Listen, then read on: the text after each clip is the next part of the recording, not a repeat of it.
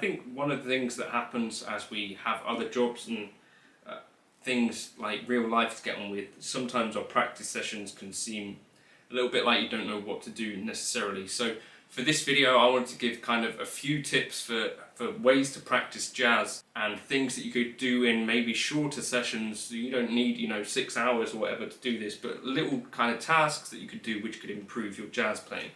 I'm going to be doing this in the context of Stella by Starlight, and what I'm going to do over this practice session that I'm having right now is share with you kind of things, ideas that I've got for you. So the first thing is, if you're learning from sheet music or practicing with sheet music, what I would do is try to take the music off of the page, so if you're using the real book or whatever, and start to commit it to memory. Now you don't have to do this all at once, and this can be a very useful practice in itself. So what I would suggest doing is maybe you kind of put a piece of tape over the first couple of bars, and each time you're practicing the tune,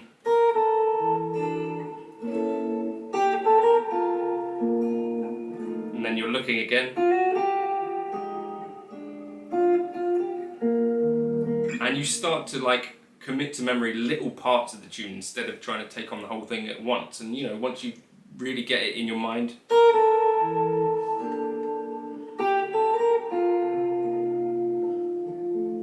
and maybe you ask yourself, do I really know what I'm playing there? So I'm playing like an E diminished, then a C minor, and then an F7, and then that F7 turns to an F minor, then to a B flat 7, then to an E flat, then to an A flat 7.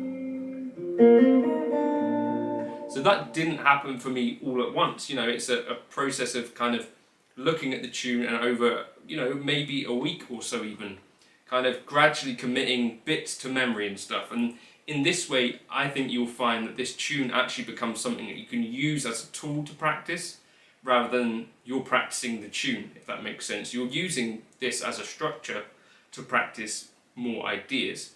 That's one exercise. You start to kind of try to cover up, so you could, if you have like the sheet on a piece of paper, use another sheet of paper. This is something I used to do on piano, to try and cover bits of the music to see if you can remember that bit, and then gradually, maybe you close your eyes for a part, or you take your eyes away from the music, and use that as an ongoing kind of tool to try and get more of that tune into your memory and off of the page. That's a really good exercise. Another really good exercise that I do every time basically that I record on these tunes is to just play bass line. And this is a really good way to check in with where you're at, with how much you've memorized the tune. So if I can play the tune through a couple of times as a bassist or pretend bassist, and maybe you even have a tool which can drop your stuff down an octave, then you find that, I don't know, it feels like just worrying about the bass part helps you to look at those root movements, and it just simplifies things a little bit more, where you're not thinking about, right, am I playing melody, am I playing chords, am I trying to improvise? No, I'm just playing the bass line, and it really helps you to check in whether you actually know the tune. So maybe for one practice session for like 10 minutes or something, you say, right, I'm just going to play the bass line, or improvise a bass line for Stella by Starlight, and see how you get on with that. So that's what I'm going to do now for a few minutes. I'm going to maybe set up a loop going for this, and I'll just check in and see if I come in with any tips. You could do this with a version of the tune that you were wanting to learn from, by the way. That may be what I might do now before. So I'm just thinking now in my head about that E, then to the C minor, F, B flat.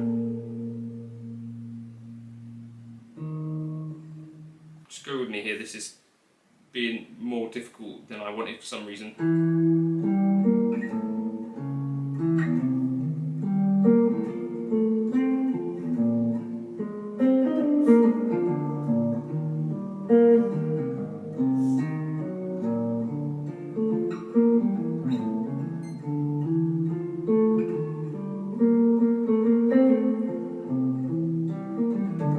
And maybe even try try and kind of sing the melody as you go.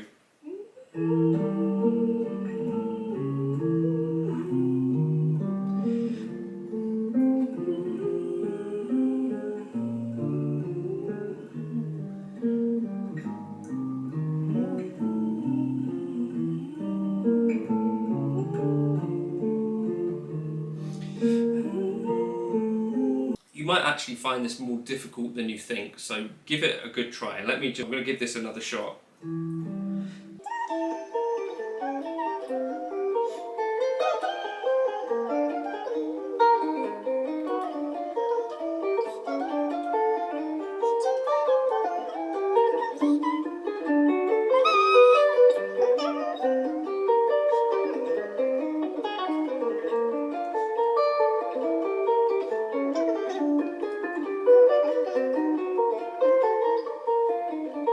So I'm going to keep practicing now. I might even put on a click or a little drum track. I'm going to try singing along, and I'm going to try playing the bass line and see if I can get better at this. I'm going to give it like a good 10 minutes or so.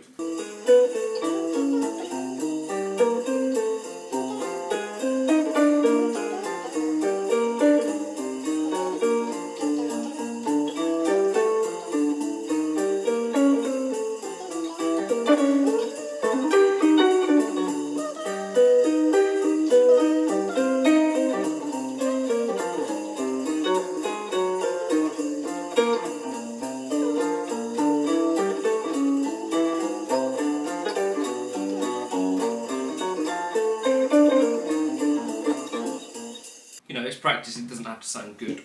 The next thing I would try to do, and I think this is really important for being able to kind of really know the tune inside out and being able to improvise around the tune, is just play the melody. So you take a session, you say, right, I'm going to try and get this under my fingers. So what I would do is I'd pick a jazz tune a week to do this sort of stuff with, and I would say, right, Stella by Starlight, I'm going to listen to this tune in kind of my spare time, maybe when I'm driving. Then when I pick up the guitar, hopefully it's kind of in the back of my mind playing anyway, and then I'm going to find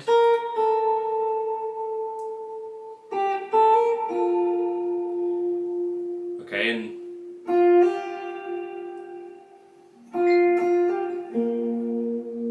and I'm just trying to play the melody so that I don't have to think about it.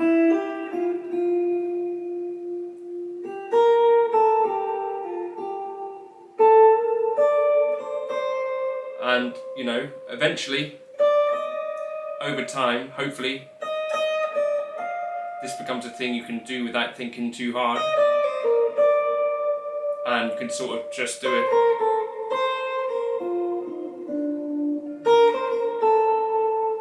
It becomes sort of instinctive.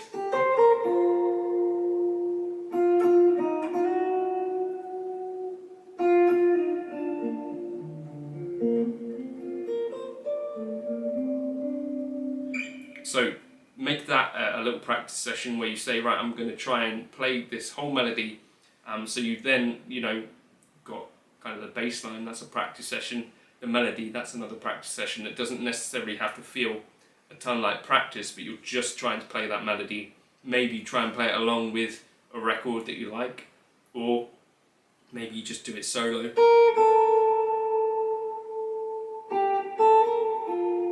You can play it slow or as fast as you like. I like to try and keep the melody notes on the B and E string, or the G string, as much as possible.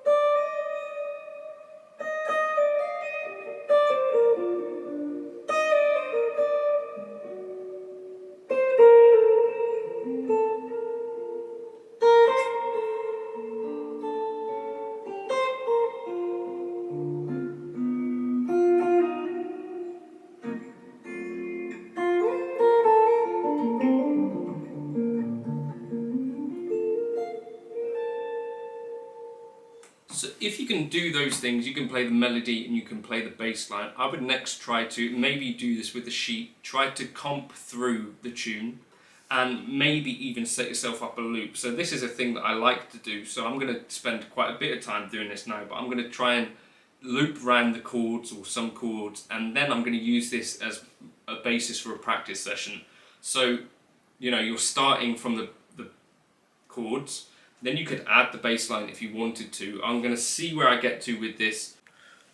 Actually, I may just speed this up, but I've got a looper down here. I'm going to loop through the chorus. You could do this with a click, but we'll see how we get on. 1, 2, 1, 2, 3, 4, 2, 3. That's kind of tempo I'm going to go on. 2, 1, 2, 3.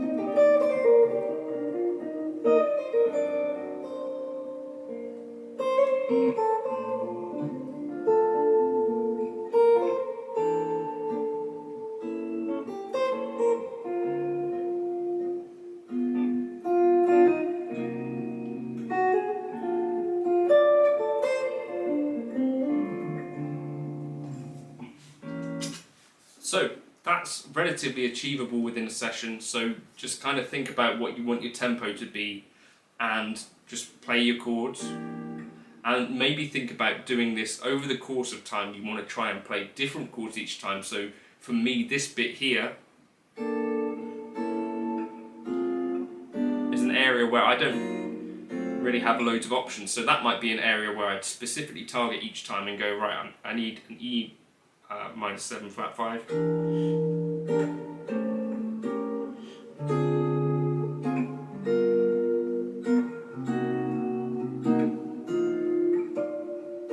And I might target that part to practice kind of different chords each time. That brings me on to another idea, which is just kind of taking smaller snippets of the tune and thinking about exploring just those as an exercise. You know, if you have 10-15 minutes, you just say, right, I'm going to take this part of the tune which goes from E minus 7 flat 5 to A7, to D minus 7 flat 5 to G7, to C minus 7 to flat 5 to F7 to B flat. I'll just loop that round over and over, and I'm going to try and kind of find connecting ideas. And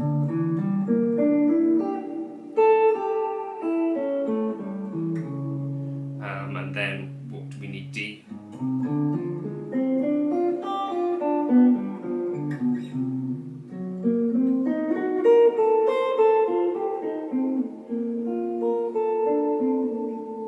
Okay, and then I start to do that same thing again, just somewhere else on the neck. So I need an E flat, E minor 7 flat 5.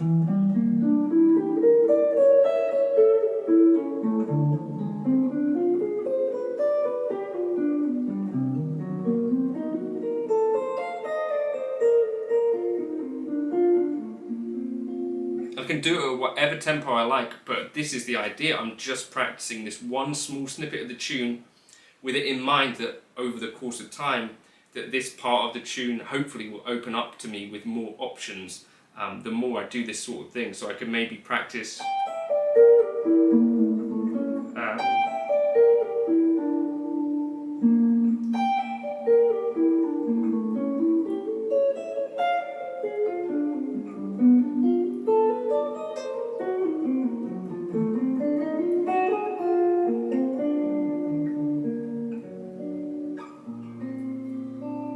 You know, so that instantly sounded a lot more musical than most of what I play over that. I just had the idea, what if I descend down the -7 arpeggio, -7 flat 5,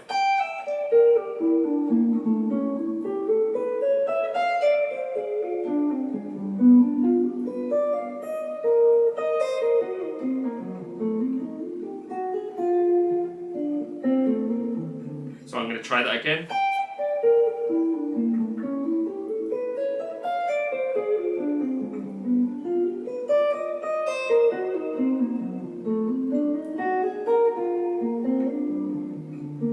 And I might do that, you know, over my backing track thing now that I've created with the loop. I'm just going to kind of do some practice with that loop again, but that's what I'm going to be bearing in mind now that I've got that.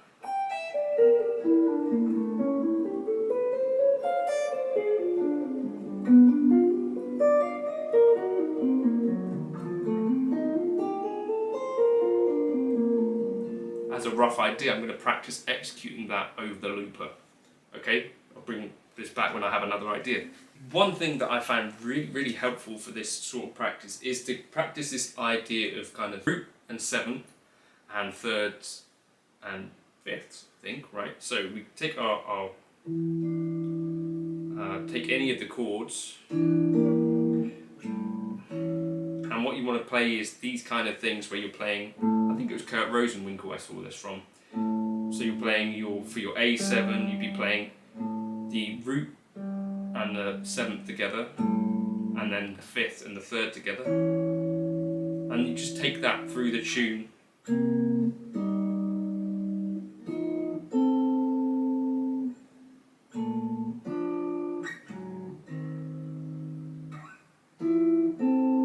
And in that way you can start to build quite a useful kind of skeleton for the tune to sit on, so you get this kind of stuff.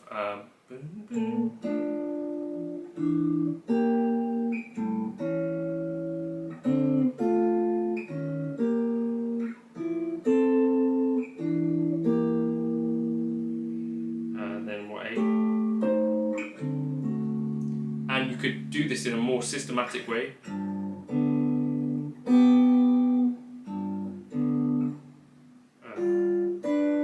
And just think about doing this kind of octavey thing. Then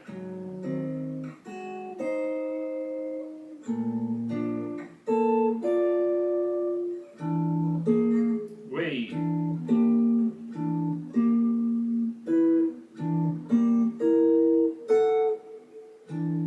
So a -7 flat 5 would look like this. So we've got E -7, so there's the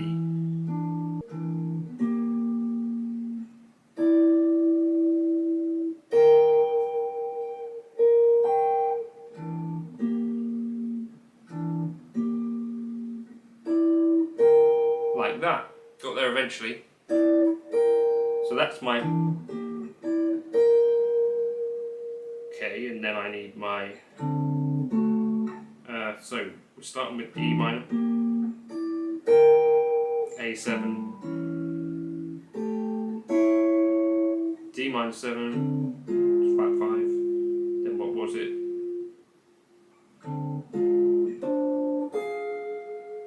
G, then C minor. That's really quite illuminating to see whether you really know where these things are. And if I start to see these all over the fretboard, then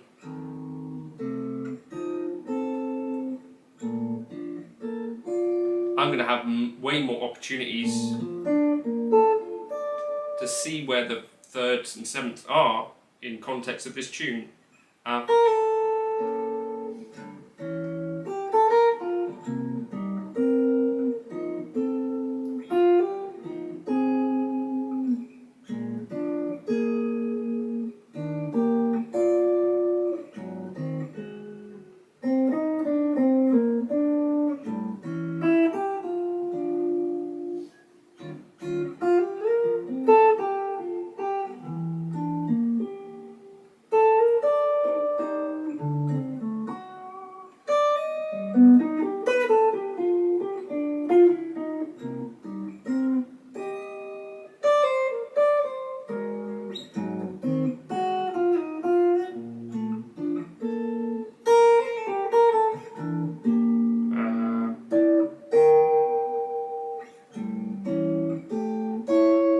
That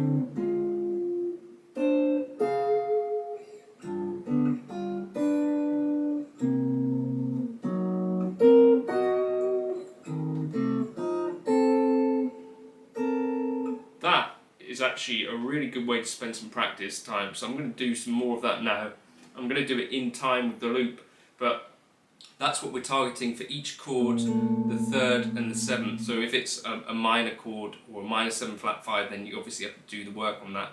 I'll put together actually a tab for this so that you can work through it. But what I'd also be concerned about would be trying to keep these things a little bit closer on the neck so that I'm not doing leaps around. So I might try and think of where I can play these around the neck instead. So you could think about, right, if that's my E minor down here, E minor 7 flat 5, what would it look like here? And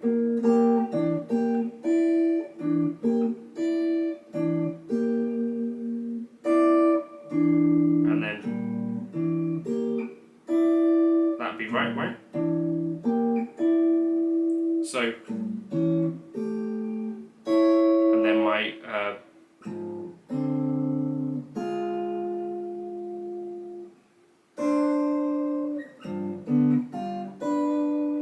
my C minor,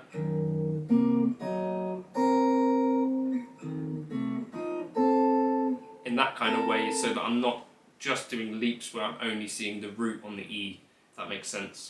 All the while that you're doing this stuff, you're building what hopefully eventually would become a bigger kind of picture, a deeper understanding of what this tune actually is for you. And you're finding little ideas along the way. So I've just come across this kind of thing. So you saw what I was thinking there about that kind of idea. So what I'm seeing now is that when I'm coming to this end part,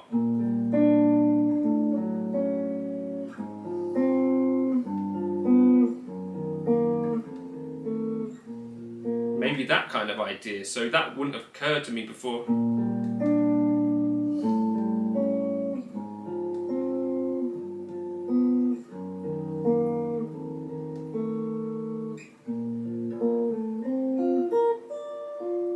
So where that came from, quite literally, was that I was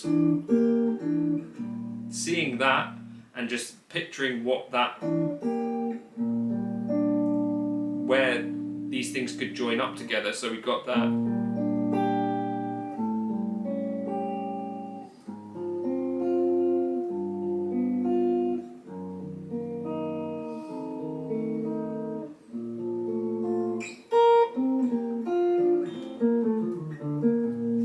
So I'm by no means an expert at any of this jazz stuff, but when you spend time practicing this in this kind of way, you happen across these little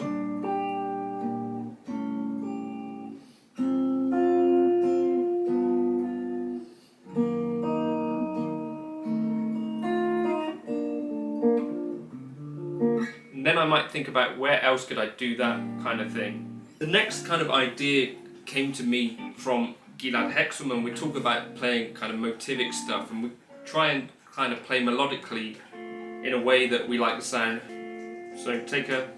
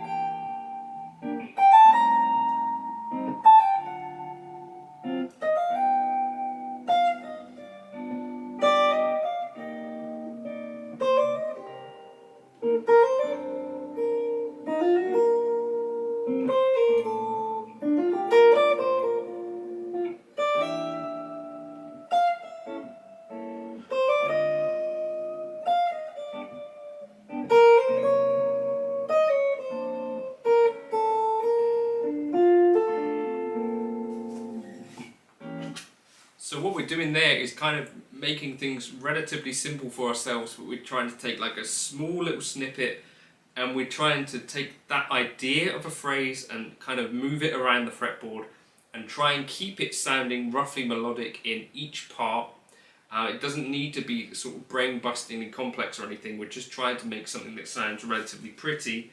So I'm kind of thinking about, right, what key am I in for all of this part, and then just kind of playing these 3 notes and trying to shape them around the fretboard. And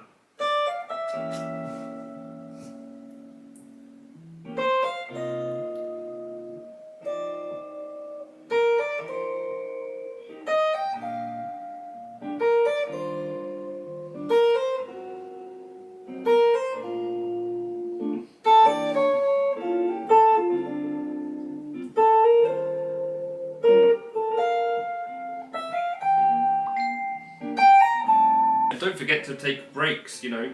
If you are really practicing, hopefully some of this will be slightly fatiguing. So I'm going to take a break now and just have a coffee or something. You know, take breaks and don't get too despondent about all this stuff. Like, the idea with this practice stuff for me is that I want to at least enjoy the session. I don't want to beat myself up and be clock watching and saying, well, I've got to do X amount today. At this stage in my life, I want to be enjoying what I'm doing and just making sure that I'm trying to stay kind of focused on the job at hand, but also allow yourself to step outside of what's going on. And so, you know, you might say, right, for this kind of break period, I'm just going to try and play through the tune. With all of this, kind of what I'm kind of sharing with you here are things that are actually quite musical as well, and we've not really had to sit down and look at a book. We've not had to learn any licks or anything. We're kind of taking the structure of the tune and using it to teach ourselves. When it comes to licks, what I might do is pick one lick from Stella by Starlight. If I listen to a couple of versions of it, I'll listen to one thing and trying to hear what it is. I'll try and get it down under my fingers. And what I would do is trying to find other opportunities in the song where I could use that. So I'm looking for 2 5s, right? So let's just kind of take this idea. So if this is a Charlie Parker lick. So I'm just going to take that idea of that small lick. That's it, from C minor to F7. So if I wanted to play F minor to B flat 7,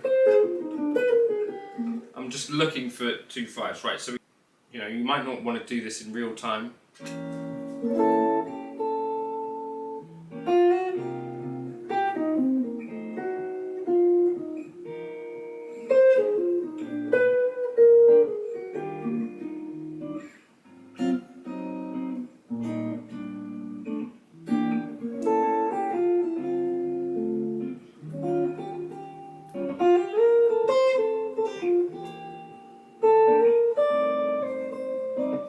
Not got any 2 5 1s here.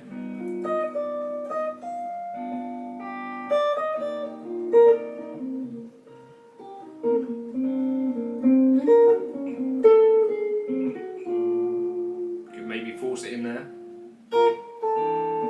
No more 2 5 1s. But kind of take your lick and find opportunities for it within the song. So I'm going to do some listening to Stella, and in the Patreon kind of worksheet, I'll find a lick and do this exercise for you. But those were just some ideas that I have about how to really practice jazz, as someone who's not a jazz expert, but as, you know, things that can really make you know tunes better. So you pick a tune and you do this over a period of time. Maybe it's a week that you're practicing a tune for, but you do these little kind of smaller practicing things, and all the while these are helping to improve your skills in lots of different areas and really illuminate that track for you a bit better. That's what I was doing in this session. I found it useful. I've discovered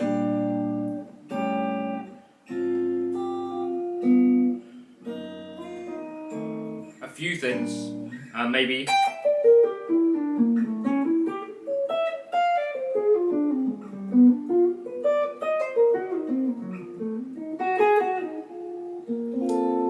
so I'll write some of those down for you. But yeah, that's just how I practice jazz tunes in a way that really feels like practice, without having to do things where, you know, I'm sitting down, writing loads of stuff down. I'm just present with a guitar, with a click track or with a looper. You know, play the bass line, play the melody. Try doing these voicings where you've got the root and the 7 and the third and the 5th. right? Try taking a small motif and seeing if you can get through a whole tune using that kind of idea. And yeah, you know, also just take